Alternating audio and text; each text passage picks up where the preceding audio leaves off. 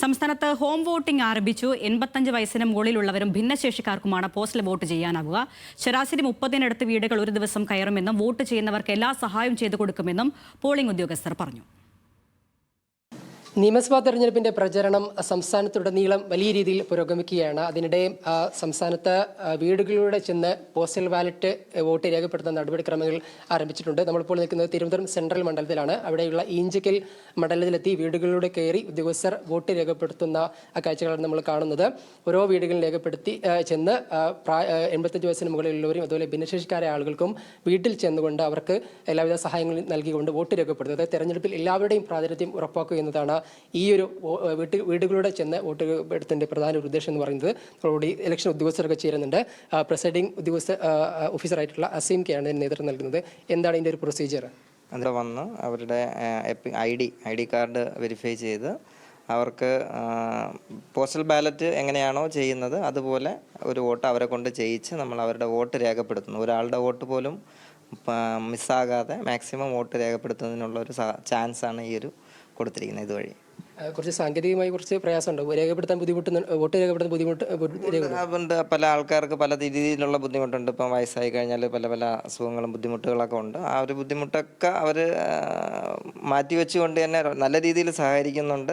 ഒരു ദിവസം ഏകദേശം എത്ര വീടുകൾ കയറി ഇറങ്ങുന്നുണ്ട്? ഇന്നിപ്പം നമുക്ക് 29 വീടുണ്ട്. 30 ദിവസമുണ്ട്, 32 ദിവസമുണ്ട്. എത്ര ദിവസം തുടരുന്നുണ്ട് ഇലക്ഷൻ്റെ? ഇപ്പോൾ 6 ദിവസമാണ്.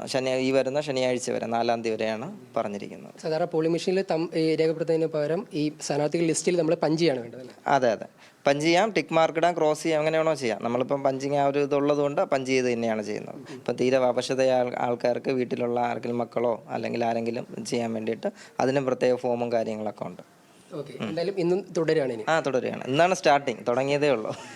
ഓക്കെ, എന്തായാലും പോസ്റ്റൽ വോട്ട് തുടരുകയാണ്. ഇപ്പോൾ നമ്മളോട് ഇപ്പോൾ വോട്ട് ചെയ്ത അമ്മ ചേരുന്നുണ്ട്. അങ്ങനെ എല്ലാ വർഷവും വോട്ട് ചെയ്യാറുണ്ടോ? മിക്കവാറും ഒക്കെ നടക്കാൻ ബുദ്ധിമുട്ടായിരുന്നു കുറേ നാളുണ്ട്. എൻ്റെ കൂടെ ഇപ്പം കൈവറയിലുമായി. അപ്പോൾ പിന്നെ ഞാൻ എന്ത് ചെയ്യും? വീട്ടിൽ വന്ന് രേഖപ്പെടുത്തിക്കൊണ്ട് നമ്മൾ മറ്റേ ഒരു പുറത്ത് സ്കൂളിലോ മറ്റൊന്നും പോകേണ്ട, സുഖമായിട്ട് വോട്ട് ചെയ്യാൻ പറ്റിയല്ലേ?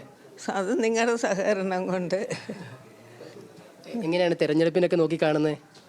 അതുകൊണ്ട് നല്ല ഭരണം വേണം ആരുടെ ആയാലും, അത് മാത്രമേ ആഗ്രഹമുള്ളൂ. വോട്ട് ചെയ്യുക എന്നുള്ളതാണ് നമ്മളെ ഉത്തരവാദിത്വം. അതെ, ആ ഉത്തരവാദിത്വം ഞാൻ എൻ്റെ ഔദ്യോഗിക നല്ലതുപോലെ ചെയ്തെന്ന് വിശ്വാസമുണ്ട്.